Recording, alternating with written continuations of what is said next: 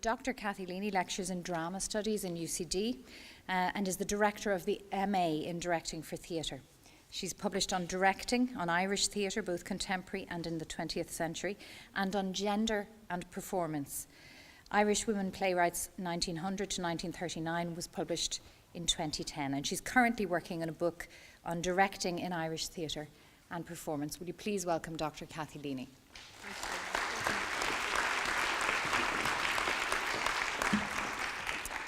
Hello everybody, and thanks very much for coming to this panel, which is entitled The Treasure Trove of Theatre. I'm delighted and honoured to be here to introduce to you three extraordinarily talented and creative figures in theatre currently. They are Stacey Gregg, playwright, Wayne Jordan, director, and Patrick Mason, director. So, treasure troves. Images of treasure troves might be, on the one hand, the coffer that you remember from fairy tales overflowing with glinting jewels, pearls, and precious objects, or possibly the gleaming gold of some deep-buried Celtic boon caught by a spade while digging in a field in Monaghan, and now on view at the National Museum, or the treasure of the Sierra Madre, which leads to madness and death for Humphrey Bogart. But there's also a less exquisite appearance to certain treasure troves, such as the shabby notebook and papers given back into the hands of Otto Frank in Amsterdam in 1945, when he returned from the camp his daughter Anna Frank's diary. And this trove has been a source of exhilaration and heartbreak for readers ever since. You might argue, in the theatre, troves cannot be for the museum, but they are for raiding, for remaking, refilling, reformulating, exploding, all for the present moment of performance and for the present day audience. But let's see what our panelists think and feel about this. Each will have 10 minutes to speak, and then we'll have about 20 minutes for discussion and questions and answers. So we're going to begin with Stacey, who is currently Creative Associate at Watford Palace Theatre in London. And Stacey writes for the stage and screen. In 2003, Override, her latest play, appeared in Watford, directed by Selina Cartmel. And I'm spilling my heart out here was part of the British National Theatre's Connections Festival. Perv played to packed houses in the Peacock here in the Abbey Theatre in 2011. And other plays by Stacey include Lagan, When Cows Go Boom, and Grand Tour, as she has had work performed as part of the 2012 Cultural Olympiad.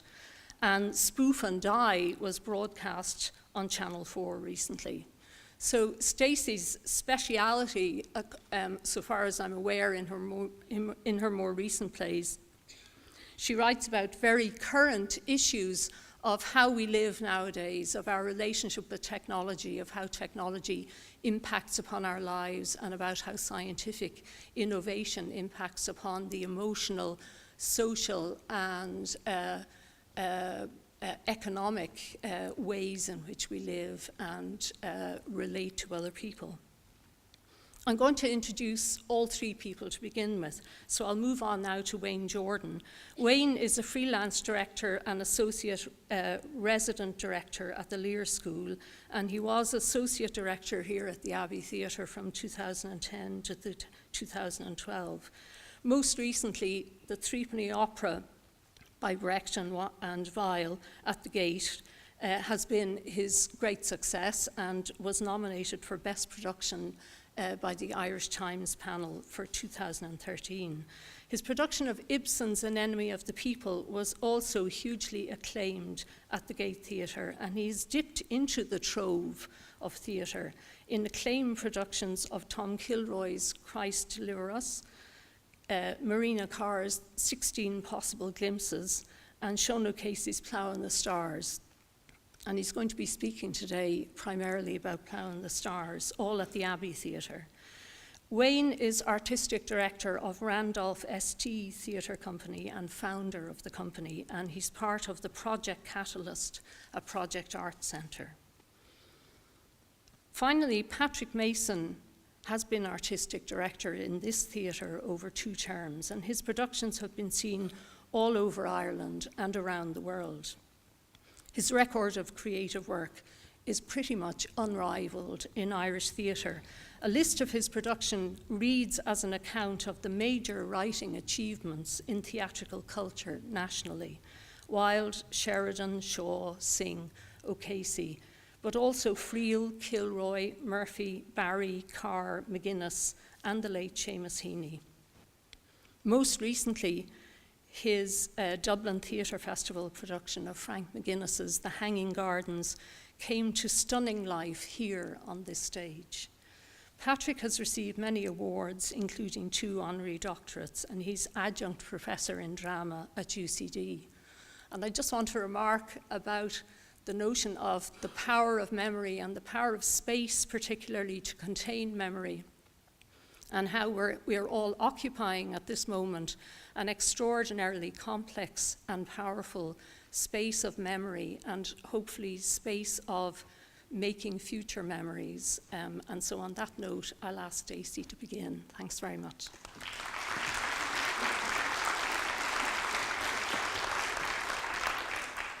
Thanks for having me. Theatre is treasure trove and remembering to forget. A playwright becomes conscious of the past, of the canon, of tradition. Then what? A consciousness of the literary past can feel like being in great company. You up your game, inspired by this constellation of time-traveling voices that question or articulate exactly what you have just been wrestling with. Imagine them all working away at their wobbly tables, ghostly, smoking inside, wolf at the door, often acknowledged only after death. A playwright encounters or is exposed to theatre's treasure trove under different circumstances, different conditions of access, different degrees of respect. A playwright might set about listening to these voices, glass held against the wall of time to catch the rise and fall of the murmuring. She is also a futurologist, employing fragments of these voices to illuminate a possible future. History is a headlamp in the cave of tomorrow. A writer's interaction with the past is not neutral. It might be lazy, slapdash, silly. It might be propagandist. Given that every act of writing is political, even if he wrote musicals about pineapples till the day he died, it is still an act of choice informed by the power structures, myths, and dominant discourses of the day. History is not neutral, because history is constructed. History famously is written by winners. The philosopher Walter Benjamin wrote, "There is no document of civilization which is not at the same time a document of barbarism." Benjamin might posit that the literary canon is such a document of all the voices not heard, not preserved. Their silence can feel deafening, bloody, or absurd. For example, the British National Theatre in London recently celebrated 50 years with 50 plays, of which there was one written by a woman. Suddenly, being in the company of the past can feel a bit like a club, privileging the loudest voice and linear narrative driving towards the money shot. So it's useful to remember that there are voices heard and privileged above others by history. Writing recently on privilege, white privilege specifically, the journalist Gary Young evoked his experience by asking us to imagine if the questions asked were, when did you first realize you were straight? Or, is it hard to juggle a jog with fatherhood? What is considered normal is one guise of privilege. Privilege is invisible until we ask the right questions. The artists asked questions of the past, remodeling, rearranging, thieving old material to make a plucky new pair of tights. We must not be too reverent of the past. Iconoclastic tights must be worn with particular zhuzh, maybe on your head. Part of the joy of being a writer and being paid occasionally to make stuff up is unearthing or birthing unheard voices. Poking holes in history and seeing what leaks through. Is it delicious? Is it rancid? Is it the bin juice of what we've been told is important or true or authentic? Do people get all crazy or mean or excited in response? What a joy and what a burden the past can be. Consider writing on Ireland's heavily excavated past or the Troubles. You might get stuck in the bog of those who have trodden before. The muck stops up the access and passage to remorse. You can say, screw you, past, with its insistence you be defined by opposition, by sectarian and colonial binaries. You might liberate it with a hybrid plural identity. I'm this and I'm that. Ha, screw you, past. Or you might deconstruct the past to reclaim it. You might try to create a brand new space, but this will be riddled with predetermined meaning lurking under words, disguised as unicorns and received at face value. Some write pastiche, well-made plays that pay homage to what has already been successful, but well-made plays are sometimes dead plays, their corpses hugging the status quo. Whereas there is a spooky, silent energy around some unwell-made plays, those which are not produced or programmed or deemed relevant. And remember humbly, your writerly predecessors navigated this pickle in their own time. Your pickle isn't special, it's a cycle. Remembering to forget the past sometimes can be useful. And our ability to retain facts is dying anyway. Our brains are melting all over our iPhones. But at the same time, our choice to forget is being bought up. That is not hyperbole. Our digital history cannot be permanently deleted or destroyed. Vast archives of our every digital footprint are being bought and sold without our permission. Our choice to forget is being bought by corporations and governments. We create a primary work of art, though alone this is of limited meaning. What grows around it, how it is consumed, the secondary text of criticism and discussion, now it becomes part of history and may swell and reflect an intern affect. So we learn of the Playboy riots as history rather than history reacting to art. Pussy Riot is an example of global digitized performance. However, today, it may seem alien that anyone in the affluent West could get so crackers about a play that they would riot. It feels quaint, incredible, like life without a microwave. This generation is one click away from snuff, porn, the dark web, knowing where my mother had dinner last night, Pizza Express, it was all right. Our threshold for shock and outrage has rapidly evolved or devolved or evolved in some direction anyway, though maybe not the vulva, as feminism is apparently in its fourth wave.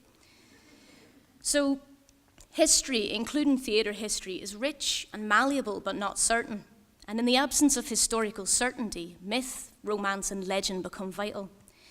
The Celtic Revival made this its decolonising enterprise. Then in the north of Ireland, Field Day Theatre followed with its reappropriation of those myths in order to begin again.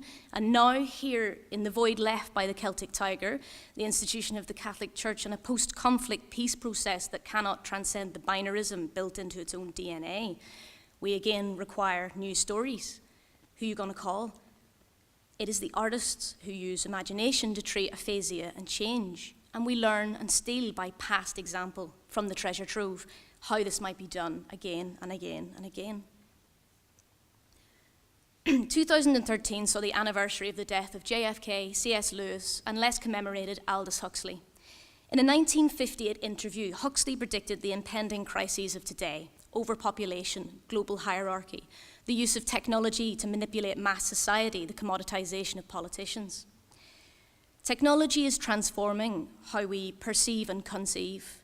With the internet, we have unprecedented access to information, global events, the treasure troves, which is potentially democratizing, but we also have an excess of source and an inability to forget. Digital history is multi-platform, non-linear. As for ourselves, we too are changing. We can no longer be solitary. Our iPhones activate the insular cortex of the brain, which is associated with feelings of love. We literally love technology. But what digital storytelling cannot yet do, what even writing can do less well than theatre, is transport us by way of live physical experience, communally galvanize us to imagine something other. We are not yet programmed to feel for all the freezing children of Syria. The troll does not yet weep for the suicide of a teen on Ask.fm. because there's a certain point where the brain and the heart shut off, otherwise we'd be permanently debilitated by feeling. But our practice of feeling communally must match or precipitate our sense of global responsibility to question what is rarely inevitable, but frequently designed. It's hard to feel this, just as it's hard to comprehend infinity or other things seemingly beyond us. The brain freaks out and has to have a lie down. But we must, as Gloucester said, see feelingly. If we do not address our capacity to empathize at the same rate as we globalize, we may self-cannibalize. Empathy is vital to humanity's survival, and empathy is fundamental to the experience of theatre. We live in an age of illusion. All that glitters is not gold. There are times when the awesome treasure of the past, or how we work with that treasure, might be sanitized, sponsored, rarefied, ossified. It might only be part of the story. It might not be the last word. We live in an age of illusion, but bodies on stage or on site are bodily present. With an excess of memory, we will always need a human nexus, storytellers old and new. And we need the voices of the past to anchor our transforming world to its corporeal heart, its leaky, visceral, ancient, shitty, sublime human heartbeat.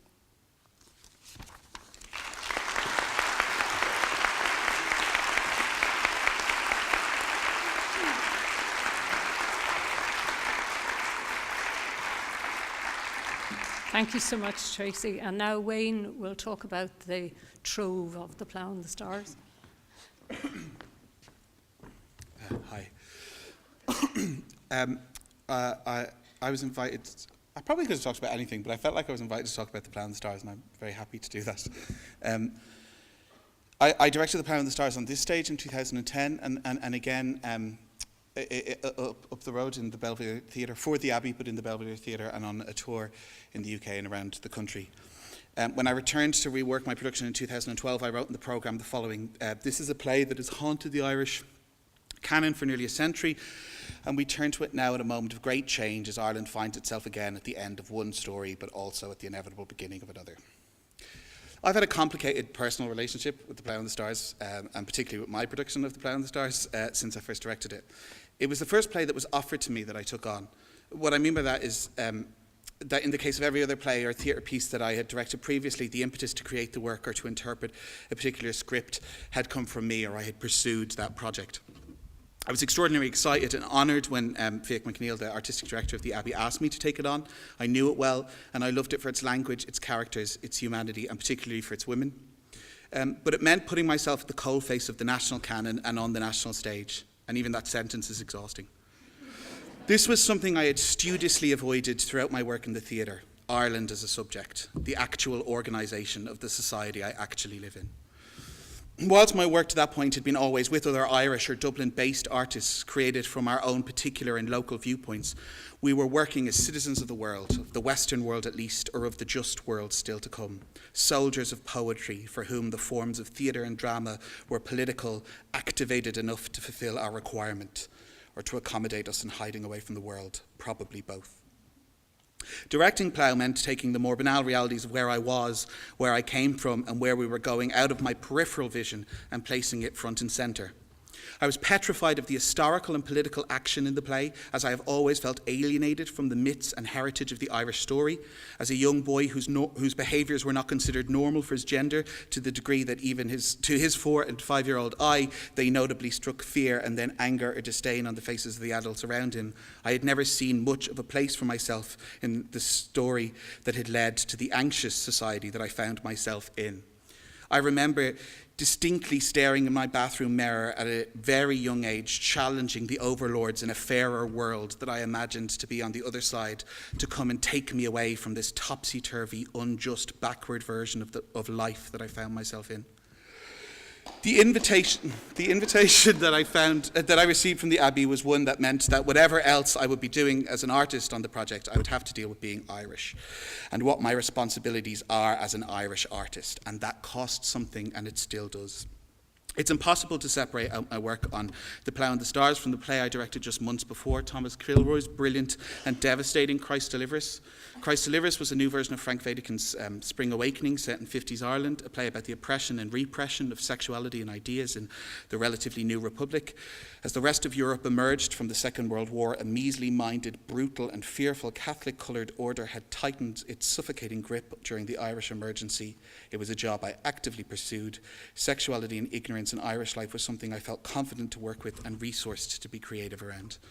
The Ryan report was released just months before we began rehearsal. The scale of institutional abuse and state negligence over a history of many decades was utterly apparent. The Celtic Tiger was over. The economy had crashed. Our leaders had failed us. Thomas Kilroy's play was a kind of John the Baptist to my work on O'Casey. Obviously, it shared themes. It was part of the same story, the same history. Like Tom's play, O'Casey's is a history play written a decade after the event that it's about. It uses imagination, fantasy, the literary, poetic, and dramatic to reflect upon and question history, to reflect upon and question the contemporary moment. Like Tom's play, that is how it might be used. It is an artistic and political action, not a document of Easter week. It's a provocation for discussion and action, not a sepia-tinted photograph, not a sentimental ode, not a celebration, and most decidedly not a commemoration.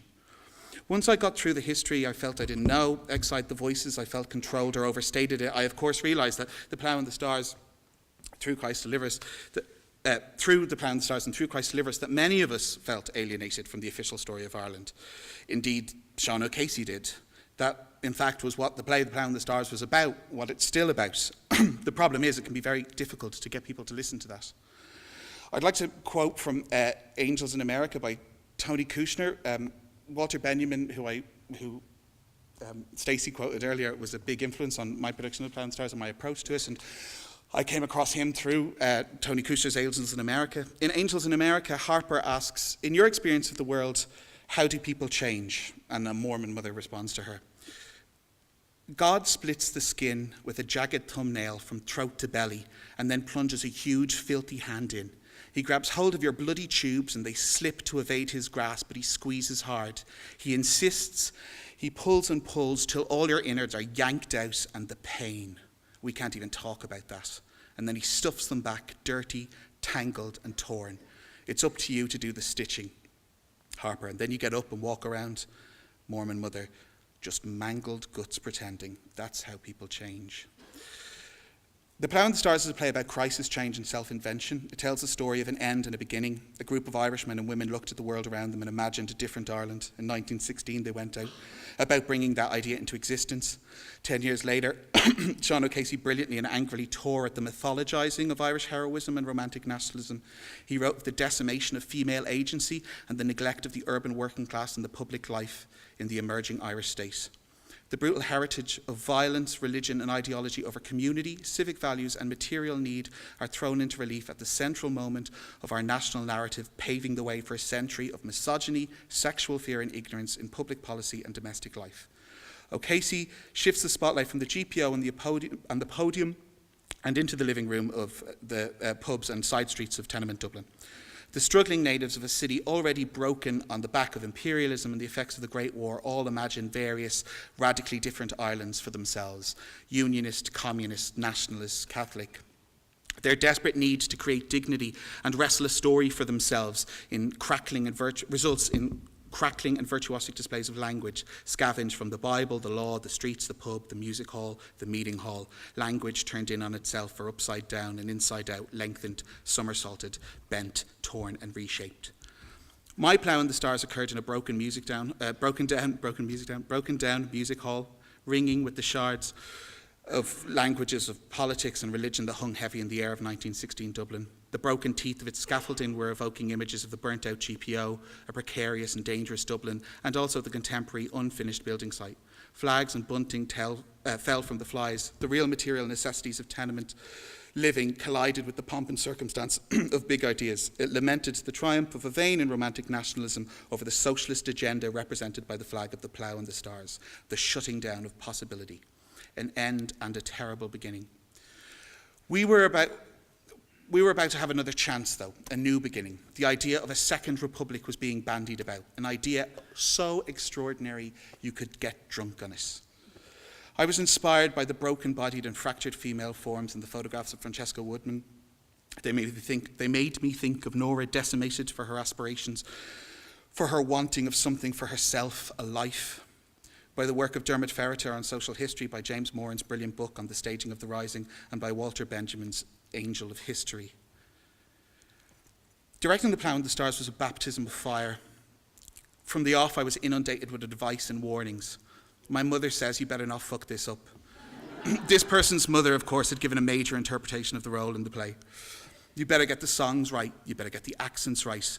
Later on, people would write to me about their difficulties with what they considered to be historically inaccurate pronunciations.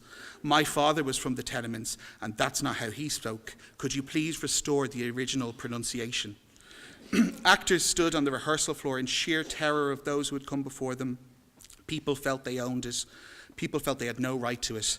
It was infectious and exhausting. Of course, you hope together you break these things down, and there are great joys to be had in the text. Many critics and colleagues remarked on how the play seemed new-minted, but it is haunted by ghosts and sometimes inexcusably enthralled to them. Audiences could suddenly start to behave like they were at a sing-song, joining in and laughing at what they presumed to be familiar even when we were playing it in a different key. People could insist on seeing the play they wanted to see when that play was never there in the first place. I perhaps had been too open to experience, trying to listen to all there was and allow meaning, which usually works for me as an approach. But there was so much more to control in the end than the play itself. The context, the expectations, the denial were overwhelming. To steal another image from Angels in America, or the Bible originally, I felt like Jacob wrestling with an angel. There was magic in the air, but in the end, one of us was going to have to lose. And maybe on some nights it was me, and on some nights it was him. I found it a much different and often more rewarding experience to play the show in the UK, where it was less well known and responses were fresh and surprising and emotional at a human level. Of course, that happened here as well, but less generally. I'm going to skip over this bit. And that bit. I'm extraordinarily proud of my achievements on Plough and the Stars and of the achievements of my collaborators. Perhaps I put too much pressure on the play, too much pressure on myself, but we all know something has to give. And I had meant it, turning to this play now at a moment of great change as Ireland finds itself again at the end of one story, but also at the inevitable beginning of another. And I believe that the theatre can be, must strive to be, a catalyst for change. I think about how, and entirely off my own back, that to speak on the national stage about Irishness, I was asking my actors for the first time to change their everyday accents and abandon their everyday bodies. The theatre, at least the drama, of course, is an act of imagining, but in what direction and at what cost? We must dialogue with the ghosts of the past, but we can't be enthralled to them. That's my responsibility as an Irish artist. I imagine a different production, something that I can afford to do, standing on the back of what I've done before, of course. But a new production that forces the play to exist in the present moment and drags its audience into a dialogue with it. I'm not sure what that would do to the gags, but if that bends the thing out of shape too much, maybe the requirement is a new play, or something beyond the play, building from it. We'll always have the original Plough and the Stars. I imagine touring with it around the Middle East, sharing it with those countries who have gone through their own recent revolution, discussing the idea that revolution has to be continual to have effect, coming back and living that. The rising of the people cannot be a moment only, and it must not become legend. Change is painful and necessary, and we have to live it. Like love, it is an action and something we have to get better at. Thank you.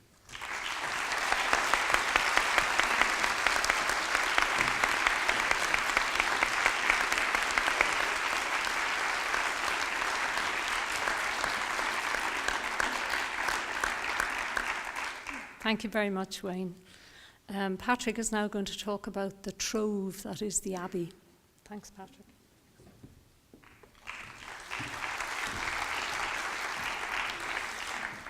I think I might just call this Living with Ghosts. I wanted to talk about the past a bit, so forgive me for that, indulge me a little, because the present is so fascinating, but maybe the past is something of a key to the present, possibly something of a description of the future. Hope not. Anyway.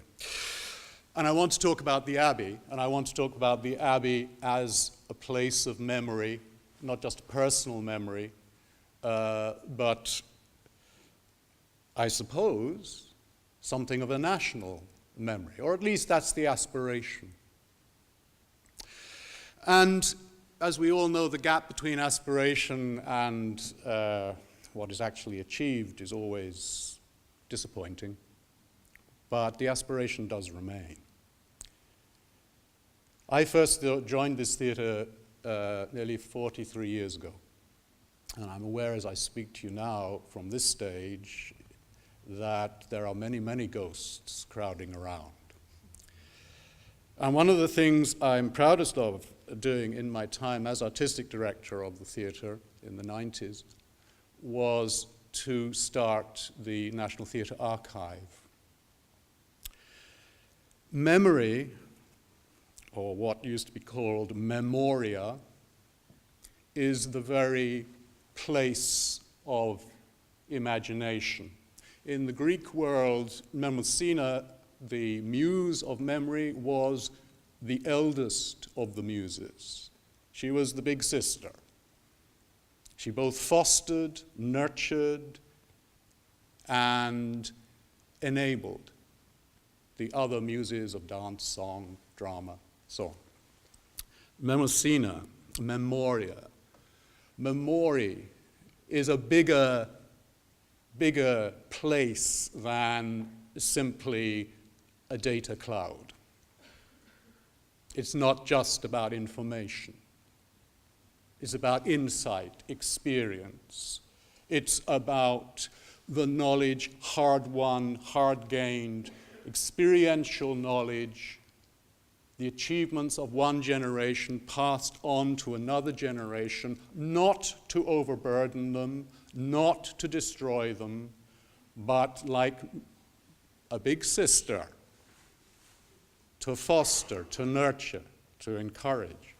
And one of the themes that I find emerging maybe is there's a slight crisis at the moment about the ability or even the appropriateness of an act of imagination to encompass the trauma, the experience, the harshness of real life. The founders of this theatre, if we are to remember them, and I think we should, saw things a little differently. They saw the act of imagination as being the means towards unburdening, towards articulating, towards giving language and story to all sectors of society that heretofore had no voice. But yes, they saw this happening through the individual imagination, the imagination of the great artist, in their case, the great writer, playwright. It's an approach. But their fundamental trust was in the act of imagination and its curative, therapeutic, and inspirational possibility. This may seem a long way from founding an archive. But imagination is rooted in memory. Archive is there to remember, first of all, what we did. Secondly, how we did it. And for the third point, why we did it.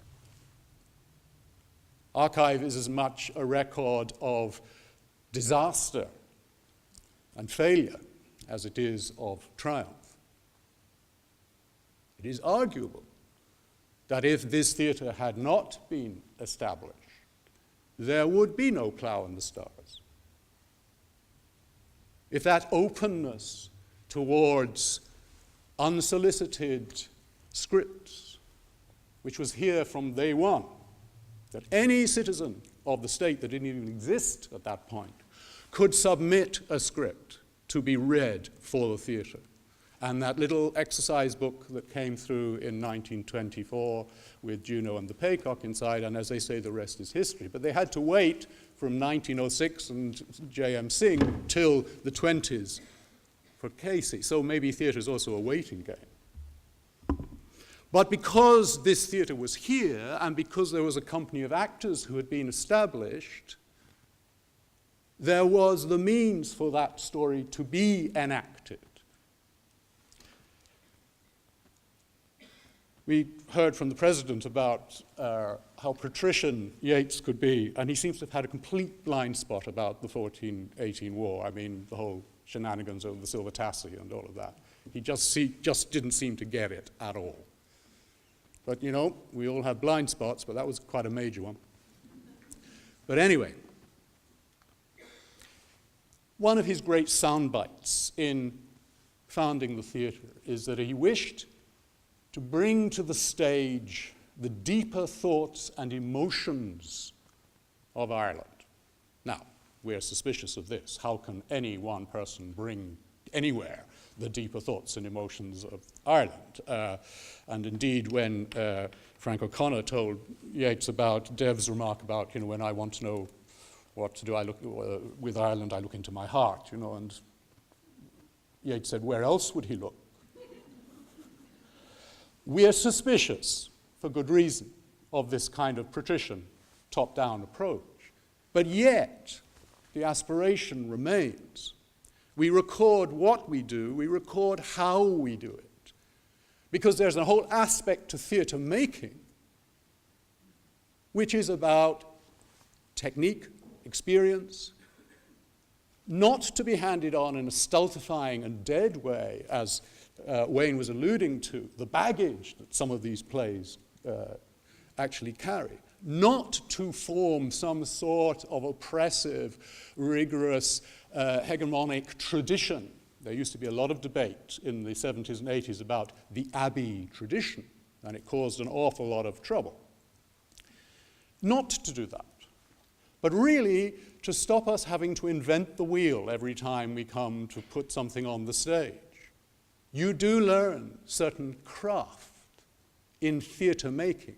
Whether that craft is appropriate in some of the matters we've talked about is a very interesting question. But in terms of the art of theatre, craft, insight, technical insight, is of crucial importance in supporting the development of the practice of the art of theatre. Why do we do it?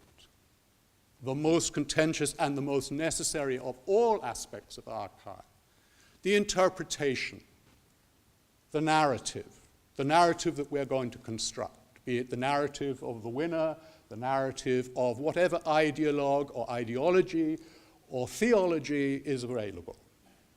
And never underestimate the power of ideology of all kinds to get between you and the facts. Yes, all is psyche, all is interpretation, ultimately.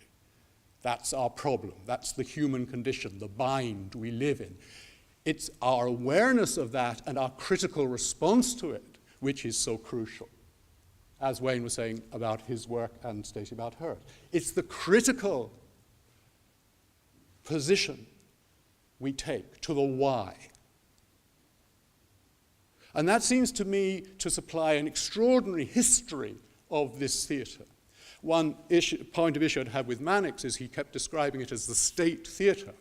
In fact, the history of this theatre tells a very different story. Yes, there were years, occasions, figures who tried indeed to capture the theatre for, if you like, a kind of state ideology. But they all, thank God, failed.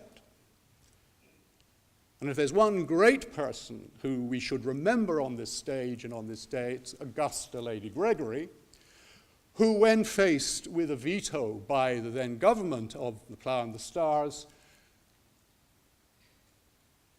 told the Taoiseach of the day, "You have misunderstood your position. If it is a choice between our subsidy," they had just won a government subsidy and therefore got a government member on the board who had vetoed the play. "If it's a choice between our subsidy and our freedom, then we choose our freedom." And the point was made.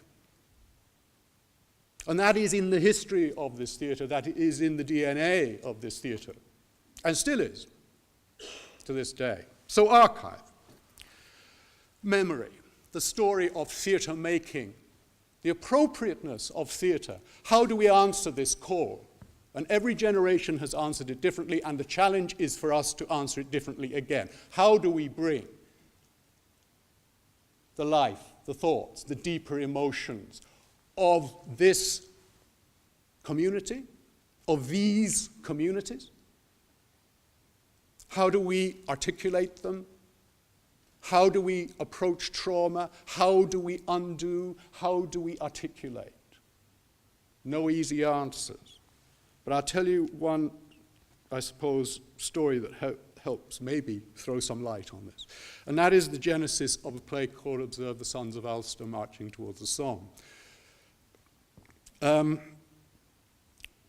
With all the commemorations coming up, of course, suddenly the play is hot. Everyone wants to do the Somme for 2016. What's interesting about the genesis of the play, it has nothing to do with dates. It has to do with memorial. And it has to do with Frank McGuinness walking through Coleraine, teaching at the university, and passing every day the war monument in the centre of Coleraine.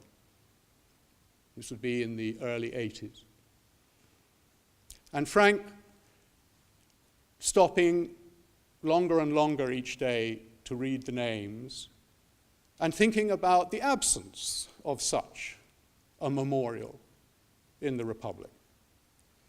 And one thing leading to another. And in his imagination, voices, images, Piper, the elder Piper, the sculptor, the Battle of Scarver, and finally, miraculously, an extraordinary script, a play arriving to the National Theatre, being performed first in the Peacock and then subsequently here on the Abbey stage, a revival that I did. I did the first production down in the Peacock, and we did a revival in the 90s. I was then artistic director, and it was a play I wanted to revive, but it came about because Frank rang me on the day that the IRA ceasefire was declared. And he said, we have to do something. We have to do something to mark this. And I said, well, we're going to do the Sons of Ulster next year. Why don't we do it now? I know, it's not exactly the play you'd choose, but think about it. So we did. And on the week we previewed, the UDA announced and the UVF announced their ceasefire. And on the opening night in this space, in this theatre, we had representatives of all those involved in the peace negotiations in the north, plus government representatives here, to witness this story being acted out.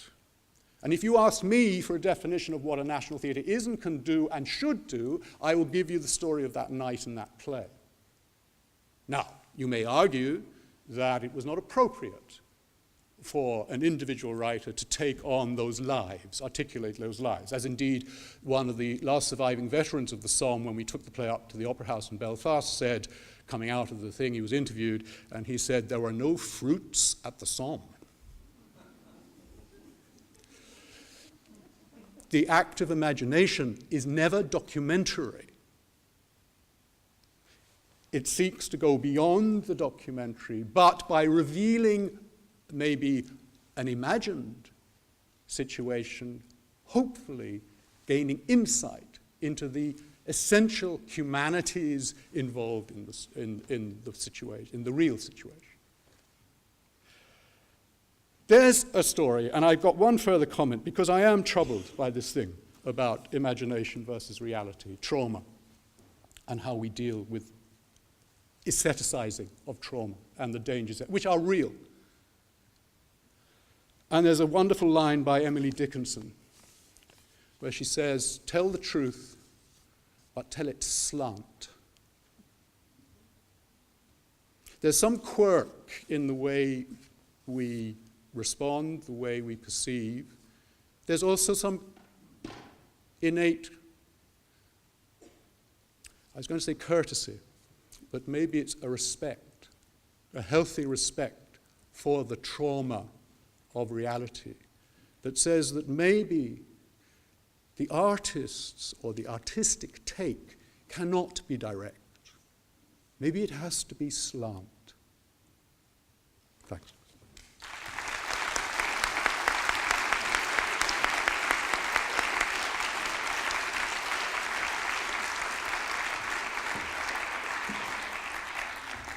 Thank you very much, Patrick.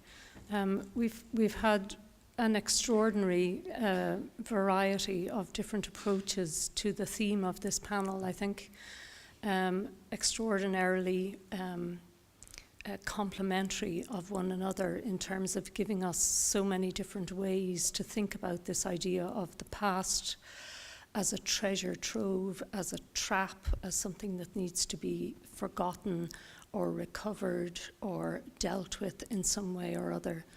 And always that sense of the presence, for me, the present moment has been there in each of our three speakers, and the notion of witnessing the life that they are living and the life that has been lived both in this theatre and in theatre in general. We have some minutes for questions.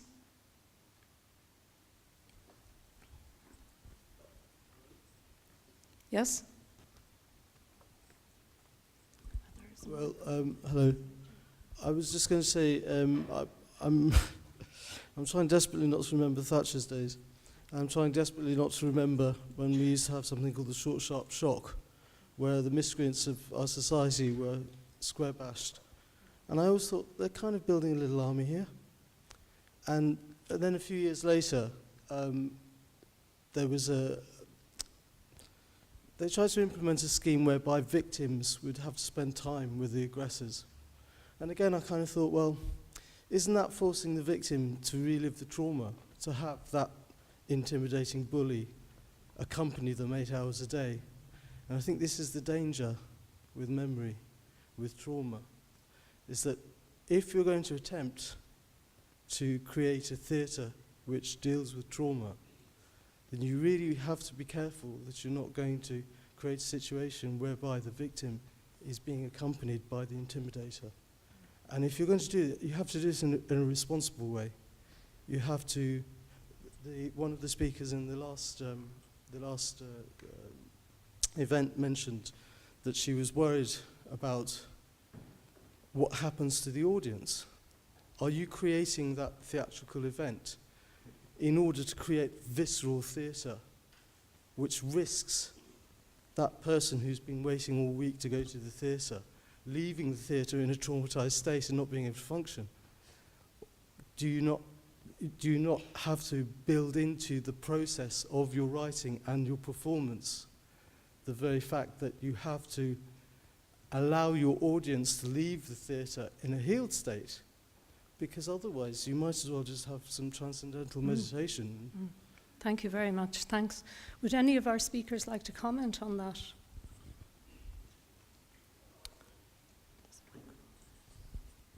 I appreciate... Hello? Hello?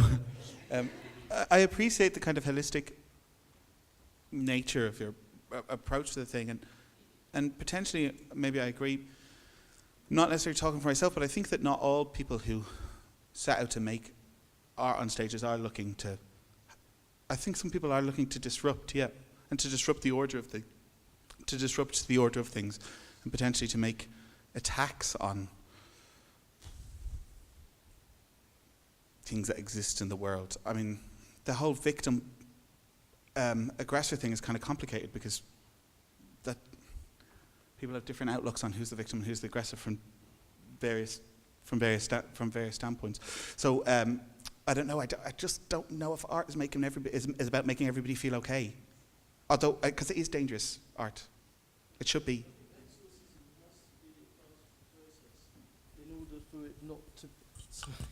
In order for us as as artists, as theatre people, not to just pay lip service to trauma. I think that, when an audience witnesses an exorcismic performance and is then empowered with the early warning signs to take into life, to take into community, to take into family, to be able to stop those things from reoccurring, then I think the artistic process is very valid. But I don't know if the responsibility of artists is just to be psychotherapeutic. Like I think the impulse to be artistic is not necessarily one that's always about healing. And I think that has to be honoured and valued too, although I do appreciate that in large organisations that are funded nationally, we might need to think about what it is that we're doing to our community.